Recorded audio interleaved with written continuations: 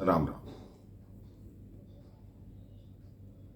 कहते हम कितना भी धर्म करते हैं, कितना भी पुण्य करते हैं, लेकिन अगर हम भगवान को याद नहीं करते तो हमारे पुण्य, हमारा धर्म किसी काम का नहीं।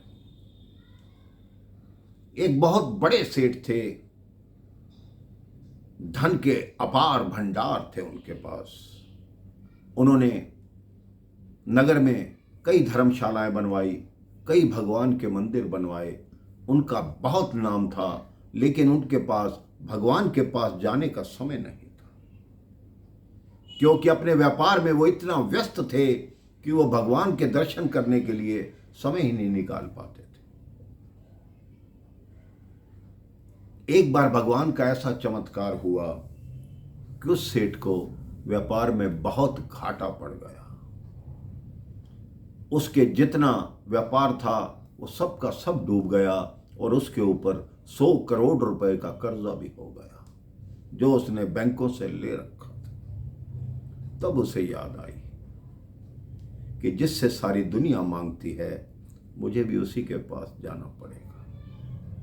फिर भी मन में घमंड है मेरे भाई बहन कि मैंने इतने मंदिर बनवाए हैं, इतनी धर्मशालाएं बनवाई हैं, मेरी बात तो भगवान अवश्य सुनेंगे। उसने कहा ऐसा करता हूं कि ब्रह्म मुहूर्त में ही भगवान के पास जाऊंगा, ये ना हो मुझसे पहले कोई और मांगने वाला पहुंच जाए और भगवान को गुस्सा आ जाए, भगवान ना उसे देना मुझे दे। वो प्रातःकाल ब्रह्म मुहूर्त में सुबह 4, 4:30 बजे ही मंदिर पहुंच गया। उसने देखा उससे पहले एक भिखारी भी मांगने के लिए खड़ा है।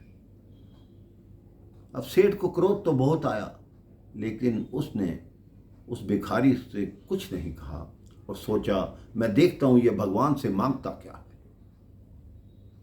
अब भिखारी जो क्रम में पहले था वो पहले पहुंचा और बोला, हे प्रभु मुझे 100 रुपया दे दो, मेरी पत्नी बीमार है, मुझे उसकी दवाई लानी है। मुझे 100 रुपया दे दो, मेरी पत्नी बीमार है, मुझे उसकी दवाई लानी। वो बार बार यही बोल रहा है और सेठ को क्रोध आ रहा है। कहता है इसके 100 रुपए के चक्कर में भगवान को गुस्सा ना आ जाए। सेठ ने अपनी जेब से 100 रुपए निकाले, कहते हैं ये ले 100 रुपए और जा यहां से। वो भिखारी भगवान का धन्यवाद करता हुआ कि धन्यवाद भगवान, आपने मुझे 100 रुपए दे दिए, अब मैं चलूं। अब सेठ जी भगवान के आगे आते, कहती हे भगवान, उसको तो मैंने 100 रुपए दे के टाल दिया, उससे आपका पीछा छुड़वा दिया। अब मेरे को 100 रुपए नहीं चाहिए, मुझे 100 करोड़ चाहिए। मैंने आपके इतने मंदिर बनवाए, मैंने इतनी धर्मशालाएं बनवाई, मैंने कभी आपसे नहीं मांगा, आज पहली बार मांग रहा हूं, मुझे 100 करोड़ दे दो। उस मूर्ति से भगवान बाहर आ गए, कह रहे उस भिखारी से तो तूने मेरा पीछा छुड़वा दिया, अब कोई और भिखारी मुझे बुलाना पड़ेगा जो तेरे को 100 करोड़ दे। एक बात सुन, मेरे से जो भी आता है मांगने ही आता है, कभी कोई मिलने नहीं आता। अगर तू अपने जीवन में मुझसे हमेशा मिलने आया करता तो तेरे को ये 100 करोड़ का घाटा कभी होता ही नहीं। सेठ की आंखें खुल गई। उसने कहा मुझे व्यापार करना ही नहीं, आज के बाद मैं प्रभु की शरण में ही रहूंगा, मुझे प्रभु कुछ नहीं चाहिए, आपके चरणों की भक्ति चाहिए।